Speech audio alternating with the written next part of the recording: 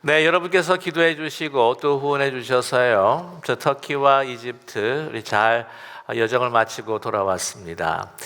하나님께서 하시는 건 놀라운 일, 직접 눈으로 생생하게 이제 목격을 하면서 참 많은 큰 감동들을 받았습니다. 우리는 멀리서 떨어져서 그러겠거니 했던 그 생각들이 구체화되면서 정말 우리가 또한 어떻게 해야 할 것인가, 또 하나님의 그 역사를 보면서 우리 어떻게 살아야 할 것인가 하는 다짐도 함께 할 수 있었습니다. 여러분께 기억하시는지 모르겠지만 우리 2018년도부터 우리가 그 실크 웨이브 미션 모슬렘권 개척교회 우리 지원을 하기 시작하였습니다. 그래서 거의 2년이 이제 지나왔는데요. 사실은 저 자신에도 좀 의구심이 있었습니다. 왜냐하면은 우리가 파송한 현지 사역자의 얼굴도 직접 보지 못했고, 또한 제대로 기도의 제목도 받지 못하고 하는 가운데에 그래도 우리가 마음을 합하여서 계속 기도했는데, 과연 우리가 계속 지속해야 할 사역일까, 또한 선교일까 하는 생각을 가졌었습니다. 그러나 제가 현장을 직접 가보고 또한 우리 현지 파송 우리 사역자들 선교사님들을 만나고 그들에게 또한 그 실황 그 실제적인 그 상황을 이제 들으면서 우리가 너무나 잘했구나라고 하는 것을 확신할 수가 있었습니다. 그래서 정말 그 벅찬 많은 것들을 또한 제가 경험을 했는데 이제 두고두고 또 여러분과 함께 나누는 시간이 있을 것입니다.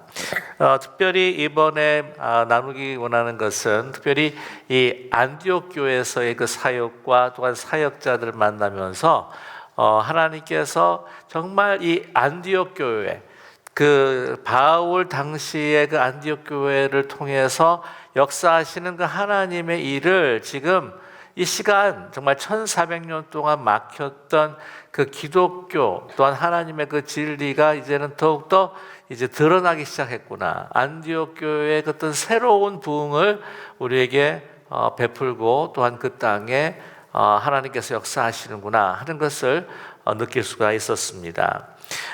뿐만 아니라 이제 그 우리가 현지 사역자들을 만나는 가운데에 듣는 그 일들은요, 정말 1400년 동안 그 막혔던 그 문들이 열리고 또한 그 선교사님들이 우리 한인 선교사님들이 거기에서 14년 어떤 분은 20년을 일하면서 사역하면서 얻지 못했던 그런 열매들이 맺어가는 것을 볼 수 있었다고 하는 것이죠. 그래서 이 선교사님들 하시는 이야기가 제가 14년 있었습니다. 15년 있었습니다. 20년 있었습니다. 그런데 제대로 그 모슬렘 그 사람들을 주님 앞에 인도할 수 있었던 것이 뭐 한 사람? 뭐 두 사람 정도 될까? 어떤 분들은 한 분도 주님 앞에 인도하지 못한 경우도 있었는데 지금은 다르다는 거죠. 보니까요, 정말 주님 앞에 돌아오는 수많은 사람들이 있는 것을 저는 보게 되었습니다. 그래서 얼마나 감사한지 그분들을 만나면서 격려하고 위로하고 기도했던 그런 시간을 가지게 되었습니다. 우리 잠깐만 한번 영상을 한번 보여주시면은요, 저 교회가 아까 말씀을 드렸던 그 안디옥 교회입니다. 안디옥 교회에 지금 이슬람권에서 특별히 아랍권을 위한 그 공동체를 섬기시는 그 사역자들과 또한 터키, 쿠르드족뿐만 아니라 터키인들 가운데서도요, 그 터키인들이 있고 쿠르드족 터키인들이 있습니다. 그 터키인들을 사역하는 터키 공동체 또 사역자들, 또 맨 앞에 보이시는 양복을 입으신 분이 2018년도 새벽 기도에 우리가 이 사역을 함께 동참하기 위해서 도전해 주셨던 안바울 선교사님이라고 하는 분인데요. 그분이 그들과 함께 협력하면서 사역하는 것이었습니다. 그 다음 장면을 좀 보여주시면은요, 그 사역자들을 위해서 갔던 팀들이 함께 이렇게 모여서 계속해서 기도하고 또한 하나님의 그 영적인 권위가 그들 가운데 임하기를 원하면서 기도했던 그러한 장면이고요.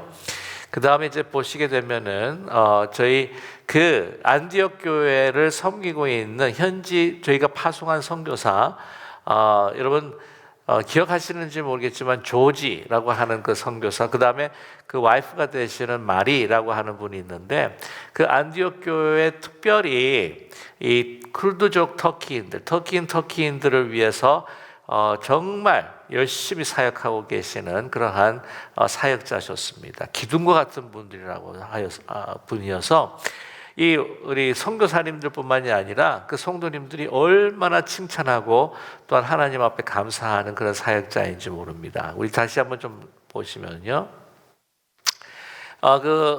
이곳은 이제 동굴교회라고 해서 그 안디옥에 위치해 있습니다. 이 안디옥 교회는 아니에요. 이것이 이제 유적지로 지명이 되어 가지고는 이게 터키 정부에서 관할하는 그러한 유적지입니다. 그런데 우리가 신청을 할 때에 이게 받기 힘든 건데 거기에서 우리가 예배 드릴 수 있도록 허가를 받은 거예요.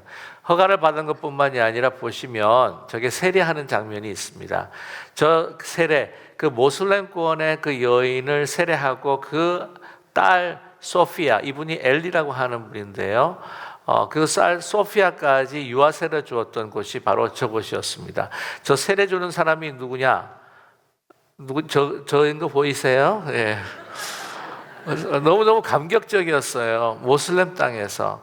또한 그 터키 모슬렘 그 정부가 모슬렘 정부라고 이야기할 수는 없어요. 그러나 에르도안이라고 하는 대통령이 지금 모슬렘화 시키고 가고 있는 것을 너무나 잘 알 것입니다. 거의 많은 사람들이 모슬렘인데요. 거기에서 이제 모슬렘 여인을 세례를 준다고 하는 것, 그 다음에 그 딸을 세례를 준다고 하는 것, 이건 저에게 있어서요, 인생에 너무나 큰 감격일 수밖에 없었습니다.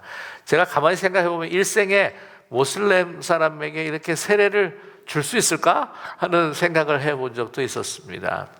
근데 그 남편은 아직 모슬렘으로 개종하지는 않았어요. 기독교로.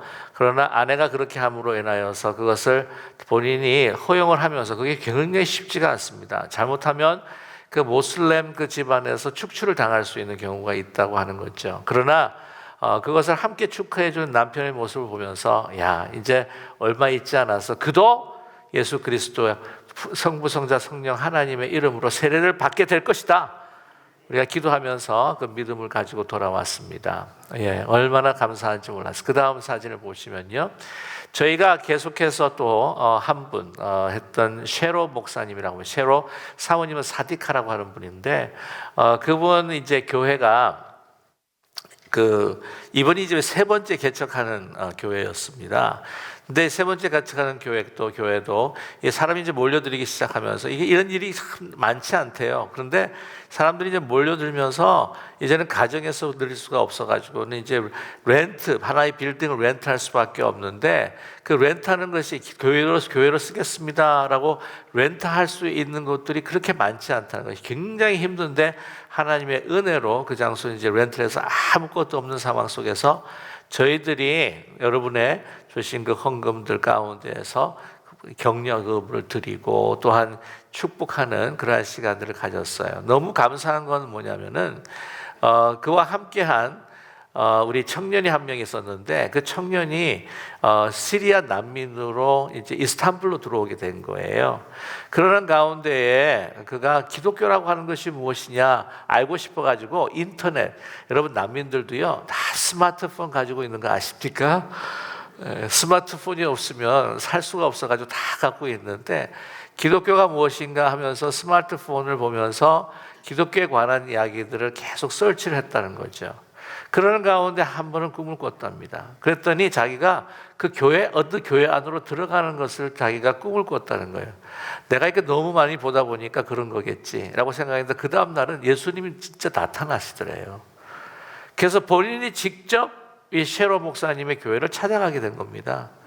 그래서 이 청년이요, 이 다른 주에 있는 난민 청년들을 갖다가 이렇게 같이 인도하면서 지금 벌써 50명이 되어가지고는 이런 일이 힘들대요. 50명 인도해가지고는 이제 렌트를 하는데 보면은 우리 북미의 청년들이 자꾸 교회를 떠나는 경우가 많습니다. 그렇지 않습니까? 거기는요, 이제 청년이 몰려든다는 거예요.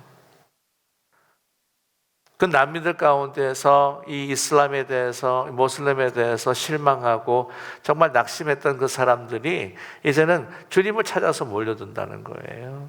이런 일이 없다는 거죠. 그래서 이런 이야기들을 또 들으면서 얼마나 감사했는지 모릅니다. 그 다음 장면을 보시게 되면은 이분은 맥크렘이라고 하시는 분입니다. 이 사역자는 수르치라고 하는 곳에, 그래서 시리아 바로 접경 그저 코앞에서 지금 교회를 개척해 가지고는 지금 인도를 하시는데요. 가신 지 얼마 안 됐는데 지금 몇 명이냐면은 90명이 모인대요. 그러면서 기도해 달라고. 왜냐하면 이분을 파송한 교회가 또한 그 나중에 말씀을 드리겠지만 디아르바르크에 있는 그 개신교회인데, 그 개신교회와 함께 그곳에서 사역자를 만들어서 그 앞에 있는 그 시리아 땅을 바로 넘어서서 있는 그 타운에다가 우리가 개척교회를 하기를 원합니다. 사역자가 나올 수 있도록, 그 교회가 이루어질 수 있도록 기도해 주십시오 라고 그렇게 저희들이 기도를 부탁드리더라고요. 기도를 부탁했습니다. 얼마나 감사한지 몰라요. 이 수르치라고 하는 곳이요, 너무나 위험한 곳이기 때문에, 시리아 바로 접경 지역이기 때문에 저희들이 들어가지는 못해서 좀 나오시라고 해가지고는 안디옥 근처에서 만나게 되었습니다. 이제 이분 와이프 되시는 울란이라고 하시는 사모님이세요. 여러분 보시고 저희들이 우리 함께 기도하고 지원하고 또 우리에게 후원했던 우리 파송, 현지 파송 사역자들이라고 하는 것을 좀 보시면서 여러분 많이 기도해 주시기를 간절히 부탁을 드립니다. 그렇지만 이제 여러분들만 보실 수 있지 이거 방송에 안 내보낼 겁니다. 얼굴이 나오면 안 되기 때문에 방송에는 안 나올 것입니다. 아무튼 제가 그 터키 땅을 이제 밟으면서 참으로 안타까웠던 것이 하나가 있었던 게 뭐냐면은, 아시겠지만 바울이 안디옥 교회를 통해서 그 이방 선교를 시작하면서 그 소아시아 지역, 터키 지역은요 예전은 복음화가 되기 시작합니다. 모슬렘이 들어오기 전까지 어떤 지역보다도 여러분 교회가 제일 많았던 곳이 어디냐고요? 터키 지역이었습니다. 근데 지금은요 다른 나라에 비해서 중동에 있는 이란, 이라크, 시리아 인구 비율에 따지게 되면은요 더 적은 비율의 그리스도인들이 있다고 하는 거죠. 터키는 지금 전체 인구가 8,400만이라고 합니다. 땅덩어리는 남북한 합쳐서 뭐 7배인가 아마 된다고 이야기를 들었는데, 아무튼 그리스도인들이 얼마냐면, 제가 2015년도에 전교회에 있었을 때에 난민을 지원하기 위해서 모금한 성금을 가져왔던 그 해에 6,000명이었어요. 그런데 지금 여러 가지 난민들이 들어오고 여러 가지 하나님의 역사를 통해서 지금 8,000명이 됐다는 거죠. 그러나 지금 8,000명은 8,400만에 비하게 되면 너무 적은 비율입니다. 이 비율을 보게 되면은 이라크에 있는, 이란에 있는, 시리아에 있는 그리스도인들보다 비율이 낮다는 거죠. 여러분 이게 안타까운 일이지 않습니까? 얼마나 왕성했는가 교회가. 소피아 성당만 봐도 알아요. 이스탄불에. 여러분 이스탄불에 소피아 성당이 있다고 하는 거 사실 아시죠? 그게 본래는 모스크로 쓰여졌다가 그것이 나중에 보니까 그 천장이라든지 벽화를 보니까 그것 하나 회를 갖다 회칠한 것들을 갖다 이렇게 다 긁어보니까 뒤에 다 기독교 성화가 다 있었다고 하는 거죠. 그러다 보니까 기독교 이 관광객들이 몰리기 시작하니까 이제 그거를 어떻게 유적지로 삼아가지고는 이제 관광거리로 이렇게 사용하는 장소가 바로 그곳입니다. 그거 보게 되면은요, 블루 모스크가라고 하는 것이 있는데, 그렇게 그런다고 하는 그 모스크, 블루 모스크도요, 어떤 형태를 따서 그것을 지었냐면은, 소피아 그 성당을 그걸 따라서 지은 거예요. 모스크를 보게 되면은 다 이 천장이 둥굽니다. 도움으로 돼 있어요. 그게 모슬렘 사람들의 그 유일한 스타일이 아니에요. 어디서 보았느냐? 본래 그 당시에 터키 지역이나 소아시아 지역에 있는 교회의 그 모습은 도움이었어요, 원래. 그걸 따라 했다는 거죠. 그러나 그렇게 수많았던 교회와 기독교인들이 다 사라지고 이제는 정말 소수만 남아있다고 하는 거. 1400년 동안 그 소수들이 남아서 있었지만 이제 문이 열리지 않았다고 하는 것을 너무나 안타깝게 여겼습니다. 그러나 지금은 상황이 다르다는 거죠. 뭔가 하나님이 역사하시는데, 바울 사도와 바나바를 통해서 그 안디옥 교회를 또 세우고, 또 뿐만 아니라 또한 이 안디옥 교회를 통해서 이방 선교를 이제 시작하는 가운데에 그 복음화가 되는 그러한 놀라운 그 성경적 역사의 그 현장이 지금 이 시대에 재현되기 시작했다는 겁니다. 놀라운 일이 아니겠습니까? 저만 이렇게 굉장히 흥분한 것 같은 기분이 드는데, 그 현장을 진짜 정말 너무 안타까운 것은요, 여러분과 함께 같이 이렇게 봤으면 얼마나 좋을까 하는 그런 심정이었었습니다. 그래서 오늘 여러분과 함께 나누고자 하는 말씀의 제목이 뭐냐면은 안디옥 교회의 새 부흥이라고 하는 타이틀로 여러분과 함께 나누기를 싶어요. 지금 그 당시 그 성경에 이 바울과 바나바와 함께 같이 사역했던 그 안디옥 교회, 그들을 파송했던 정말 이방 교회의 관문이었고 이방 교회의 저 시작이었고 이방 선교의 중심이었던 안디옥 교회 사역이 지금 그 땅에서 지금 현실로 재현되고 있다고 하는 것이죠. 그럼 어떤 안디옥 교회는 어떤 교회였던가 하는 것을 잠시 한번 나누기를 원합니다. 여러분, 안디옥, 지금은 안티카라고 하는 그 도시 바로 옆에 있습니다. 그러니까 옛날에 그 헬라의 구도시였어요. 지금은 안디옥이라고 부르지는 않습니다. 그 도시를. 안타카라고 하는 그 도시가, 그 신도시가 바로 옆에 또 크게 있긴 한데요. 아무튼 그 당시에 그 성경에서 기록된 그 당시에 그 안디옥이라고 하는 것은 그 로마가 점령하고 있는 그 모든 지역 가운데의 3대 도시 하나였습니다. 여러분이 잘 아시는 로마, 이탈리아에 있죠. 북아프리카에 있는 알렉산드리아, 나일강이 이제 흘러서 맨 마지막 지중해로 들어가는 삼각지, 바로 그때 그 지중해 연안에 있는 여러분이 너무나 잘 아시는 알렉산드리아라고 하는 곳이 있습니다. 그 다음에 이제 소아시아 지역에 바로 안디옥이라고 하는 도시가 있었죠. 그만큼 중요한 도시이기는 했지만 그 중요한 신학적이고 성경적인 의미는 또 따로 있었습니다. 그곳에서 첫 번째로 그리스도인이라고 불림을 받았다고 하는 것입니다.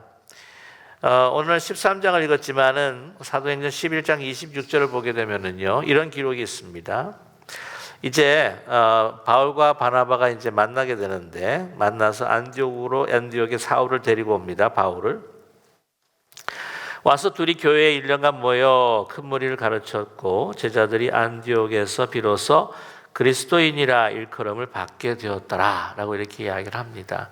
그리스도인이라 일컬음을 받게 되었다는 것이죠. 이것이 바로 그 기독교의 정체성, 기독교인의 정체성의 확립이 바로 안디옥 교회에 서서 생겼다고 하는 겁니다. 초대교회 예루살렘 교회가 사실은 원조입니다. 그렇지만 그 초대 예루살렘 교회는요, 그 큰 모임으로 모였을 때는 대그룹으로 성전에서 모였습니다. 가정에서도 모였기도 했지만, 그러나 많이 모였을 때는 성전에서 모였어요. 그리고 공회당에서 모였습니다. 그래서 당시에는요, 이 그리스도인들, 예수님을 따르는 그 제자들의 그 공동체는 하나의 유대의 한 종파로 여겨졌다고 하는 거죠. 어떤 그리스도라고 하는 그 중심의 그 정체성을 아직 확립하지 못한 상황이었습니다.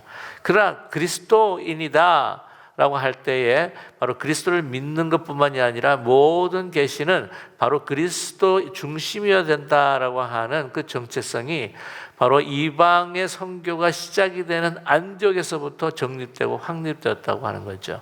그렇기 때문에 이 안디옥이라고 하는 교회는 너무나도 소중한 가치가 있는 교회입니다. 그래서 그로부터 시작해서 이제 이방의 그 선교가 이제는 정말 본격적으로 시작되었다고 하는 것을 우리에게 말씀해 주고 있습니다. 자, 그런데 그 교회가 얼마나 그러한 선교의 사명을 감당하기에 정말 적합하고 또한 하나된 공동체였나라는 것을 보여주는 것이 우리 13장 1절의 말씀을 보게 되면 우리가 알 수가 있습니다. 13장 1절에 보면 안디옥 교회 선지자들과 교사들이 있으니 그 바나바와 니게르라 하는 시므온과 구레네 사람 루기오와 분봉한 헤롯의 젖동생 마나엔과 및 사울이라 라고 이렇게 이야기를 하죠. 안디옥 교회는요, 너무나 다양한 종류의 사람들이 함께 모였습니다. 그래서 보시면은 바나바가 나옵니다. 바나바는 구브로 출신의 헬라파 유대인이었습니다. 매우 중심적인 그 예루살렘 초대교회의 인물이었죠. 그래서 부유했기 때문에 또 자기 재산을 팔아서 나누어 주었을 만한 그러한 재력가였습니다.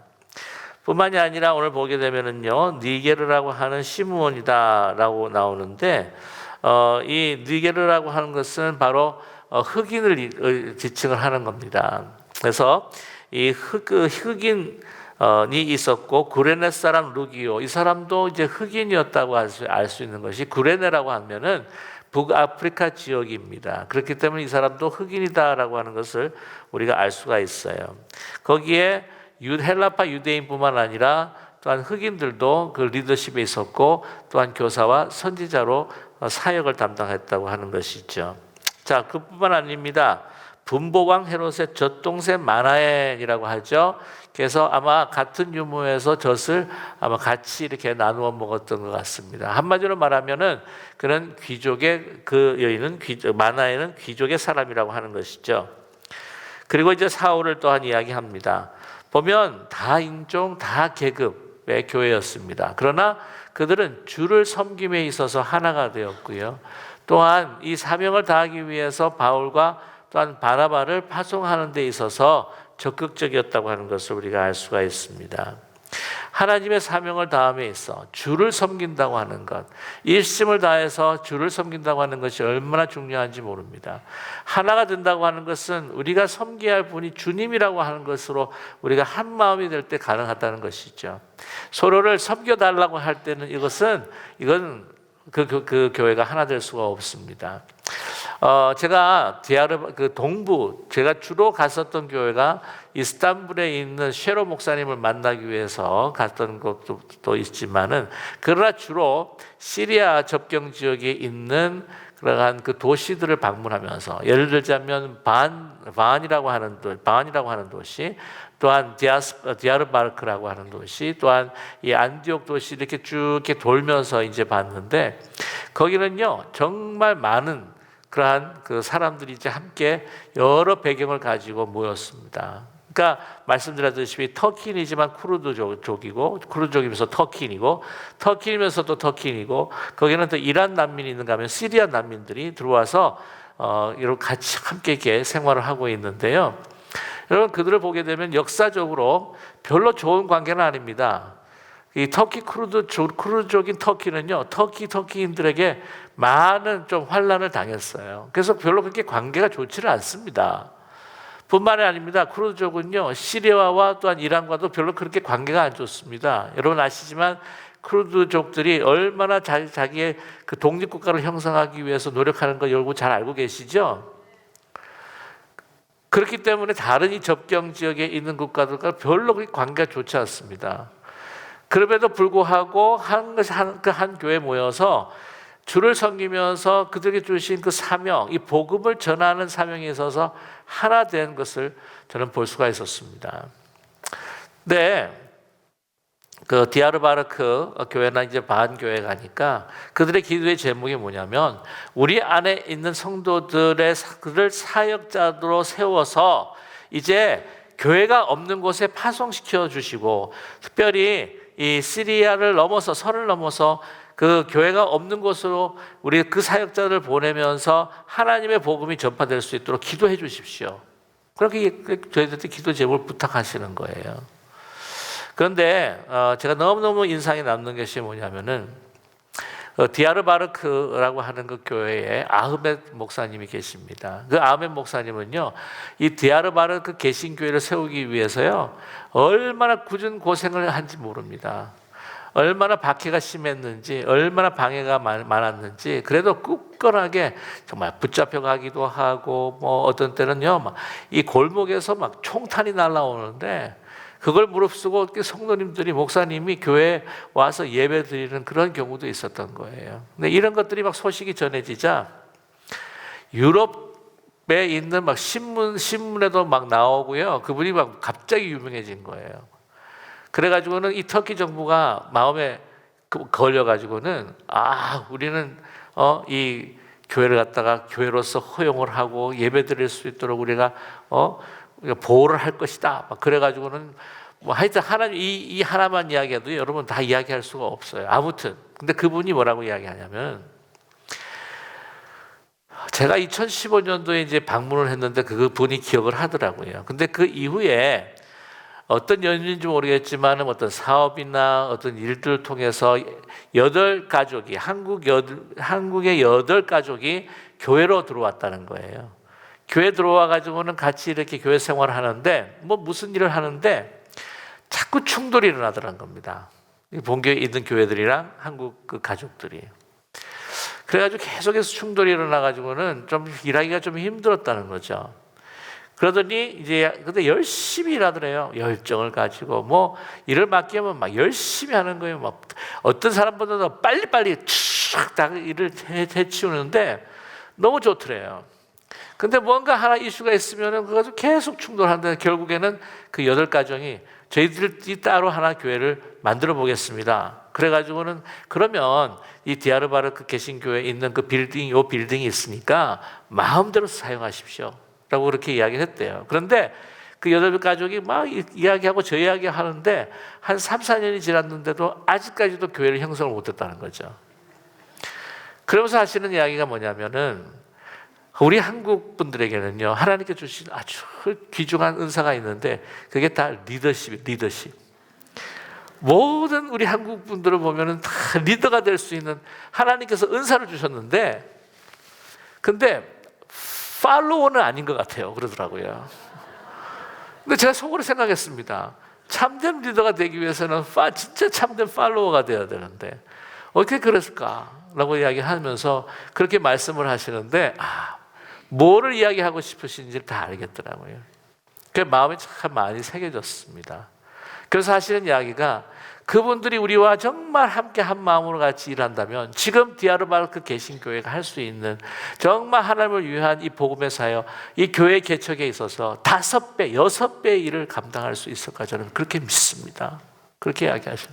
안타까워하시면서. 그래서 그렇구나. 그래서 이런 생각을 했습니다. 우리가 지원하고 이렇게 하지만 우리가 계속해서 그분들을 앞세워서 섬겨야 되겠구나. 그럴 때에 하나님께서 시작하신 이 아름다운 이 사역이 계속 지속되겠구나라고 하는 것을 깨달을 수가 있었습니다. 너무나 귀한 것이 뭐냐면요, 안디옥 교회의 새로운 부흥이다라고 이야기할 수 있는 건 뭐냐면 그들도 교회를 성장시키고 또한 일으키기 위해서 많은 자원도 많지 않아요. 사실 다 가난합니다. 인력도 우리만큼 이렇게 많지도 않아요. 그럼에도 불구하고 어떻게 하든지 사역자를 세워서 그 복음이 전해지지 않는, 교회가 세우지 않는 곳에 사역자를 계속해서 파송을 한다는 거예요. 그걸 보면서 저도 사실 부끄러웠습니다. 그럼 그들은요, 계속해서 모이면서 커지는 것만 아니라 모이면서 흩어지는 교회였습니다. 안디옥 교회 시초가 여러분 아시지 않습니까? 여러분 보면은 이 11장에 나온 거 보면은 스데반의 박해로 인하여서 핍박으로 인하여서 그 죽음으로 순교의 죽음으로 인하여서 이제는 그 예루살렘 교회가 어떻게 해요? 다 흩어져요. 자기 계속해서 그 안에서 커가는 것, 예루살렘 그 교회가 계속해서 커가는 것으로 그들이 기뻐하고 또한 이방에 대한 마음을 사실은 꺼려 했을 때에 그 핍박으로 다 퍼지지 않습니까? 구레네로 가고 또한 이 안디옥에 와서 말씀을 전하게 됩니다. 그 말씀을 흩어진 자, 디아스포라를 통하여서 이 안디옥 교회가 세워지는 거예요. 교회라고 하는 것은 에클레시아, 불러서 모이는 것도 교회지만 여러분 또 한 가지 중요한 것은 무엇입니까? 흩어지는 교회란 말이에요. 말씀을 받았으면, 복음을 받았으면, 사명을 받았으면, 부르심을 받았으면 나아가서 그 말씀을 실천하고 그 말씀을 전하는 흩어지는 교회, 그걸 통해서 안디옥 교회가 형성이 됐지 않았냐 말이죠. 본인들도 자원이 많이 필요하고 사역자들도 많이 필요하고 함에도 불구하고 그들은 정말 미션 마인드를 가지고 안디옥 교회처럼 가장 그들에게 소중했던 바울이라고 하는 사람, 가장 잘 가르치는 바울, 가장 잘 섬기는 바나바 같은 사람들을 그 자기의 교회만을 위한 것이 아니라 다른 지역으로 보내는 그런 아름다운 선교적 사명을 가지는 안디옥 교회, 그 교회를 저는요 그 땅에서 볼 수 있었습니다. 하나님께서 분명히 이제 그 안디옥 교회의 새로운 부흥을 그 땅에 그 땅에 주실 줄로 믿습니다. 저희 교회를 바라보면서, 우리의 신앙생활을 바라보면서, 여러분 진짜 여러분 뭐 총알이 날라온다고 할지라도 나는 예배를 참석하리라, 이런 마음을 우리가 가질 수 있을까? 그렇죠? 뭐 조그만 일이 있어도 그냥 갈까 말까 하는 요즘의 시대에 헌신된 정말 하나님의 그 자녀와 그리스도의 제자를 부르시는 그 주님의 그 뜻에 내가 부합하고 합당한 사람일까 하는 생각들도 해보게 되었습니다. 저 자신도 그래, 저 자신에게 물어봤어요. 저 자신에게. 저와 여러분, 이러한 하나님의 아름다운 사역과 역사 속에서 지금 그 땅을 정말 놀라운 성령의 역사로 안디옥 교회의 새로운 부흥과 같은 일들을 해가시는 하나님을 바라보면서 저희들도 그 사역에 동참할 뿐만 아니라 저 여러분, 우리가 모여서 우리의 기쁨, 우리의 즐거움, 내가 좋고 내가 편하고 내가 복되고 내가 만사가 형통하고 하는 것으로 만족하는 것이 아니라 우리가 안디옥 교회처럼 우리 부르심을 받아서 모였으면 다시 이 세상에 흩어져 하나님의 거룩한 나라를 나타내고 그 복음을 정말 전할 수 있는, 사람을 살리고 사람을 세우는, 일어나 빛을 발하는 우리 기쁜 우리 교회 성도님들이 되시기를 주님의 이름으로 간절히 축원합니다. 기도하겠습니다. 사랑의 하나님 아버지, 주의 은혜를 감사드립니다. 하나님의 성령의 역사가 1400년 동안 막혔던 그 복음의 길을 여시고 중동과 또한 그 터키 땅 흩어진 자들을 통하여서 또한 난민들을 통하여서 역사하신 하나님의 그 역사를 바라보면서 다시 한번 우리도 우리 자신이 어떻게 살아야 할 것인지를 다짐하는 저희들 될 수 있게 도와주시옵소서. 하나님의 역사와 성령의 능력이 분명한데 아버지, 주의 주신 그 놀라운 그 권세들을 우리는 땅에 묻고 살아가는 저희들이 나는지 우리 자신을 돌아보게 하여 주시옵시고, 주신 사명 받들어 모여 하나님 앞에 감사와 찬양 올려드리고 말씀에 충만하여 이제는 흩어져 하나님의 나라를 드러내며 살아가는 저희들 될 수 있도록 축복하여 주시옵소서. 예수 그리스도의 이름으로 감사드리며 간절히 기도드립니다. 아멘.